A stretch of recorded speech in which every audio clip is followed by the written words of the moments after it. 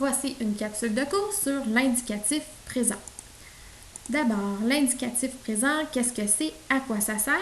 Eh bien, le présent est un temps de verbe qui sert à traduire une action qui se déroule au moment présent, donc au moment où on se parle. Je filme une capsule vidéo. Filme et conjugué au présent, c'est ce que je suis en train de faire présentement. Le présent sert aussi à énoncer une généralité, donc un fait qui est toujours vrai. Alors, par exemple, la Terre tourne autour du Soleil, même si c'est vrai que présentement la Terre est en train de tourner autour du Soleil, c'est quelque chose qui est toujours vrai et qui se passe toujours. Le lait est blanc, c'est la même chose, c'est un fait, c'est une vérité. Le lait est blanc, donc on utilise l'indicatif présent pour énoncer ce fait. Voici les terminaisons de l'indicatif présent pour les verbes du premier groupe. Elles apparaissent ici. Vous voyez apparaître les pronoms de conjugaison qui correspondent. Le verbe modèle du premier groupe, comme vous le savez déjà, c'est le verbe aimer.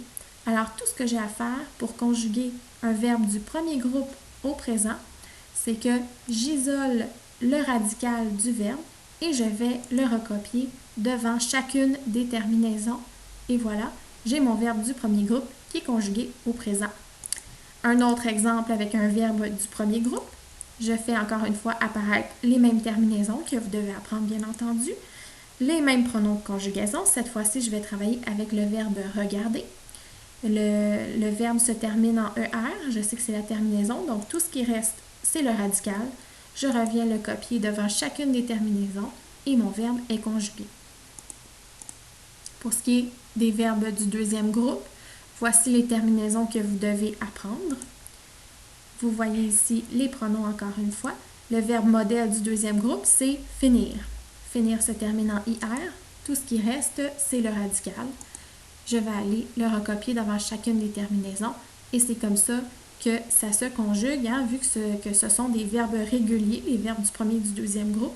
C'est pas plus compliqué que ça. On va avoir un autre exemple ici avec un autre verbe du deuxième groupe. Même terminaison, même pronom. Avec le verbe bâtir, j'isole le radical, je le recopie devant chaque terminaison. Voilà qui est fait. Un petit peu plus complexe maintenant, les terminaisons pour le troisième groupe. Je vais devoir y aller avec quelques exemples différents.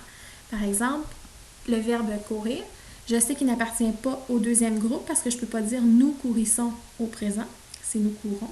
Alors, je sais qu'il appartient au troisième groupe. Pronom de conjugaison, j'ai ici mon radical que je m'en viens écrire pour tous les pronoms. Et là, je vois apparaître les terminaisons pour le verbe courir. Je vous donne un autre exemple avec le verbe aller qui n'appartient pas au premier groupe parce qu'il ne se conjugue pas comme aimer.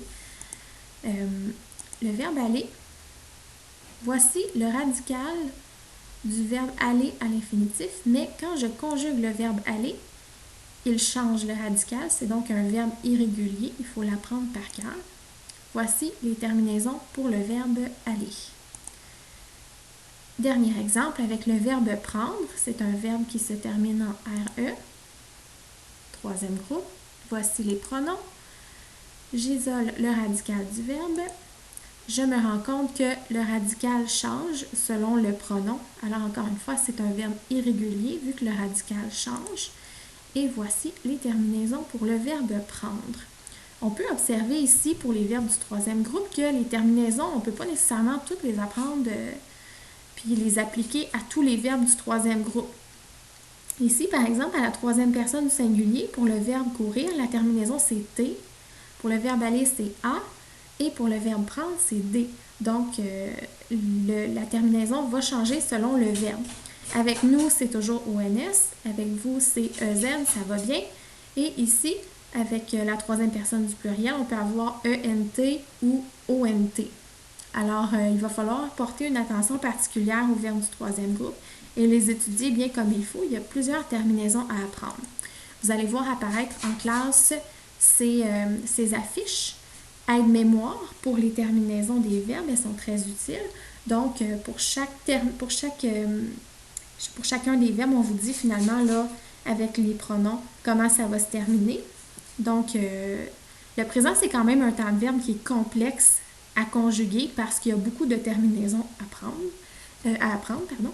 Alors, je vous souhaite une bonne étude.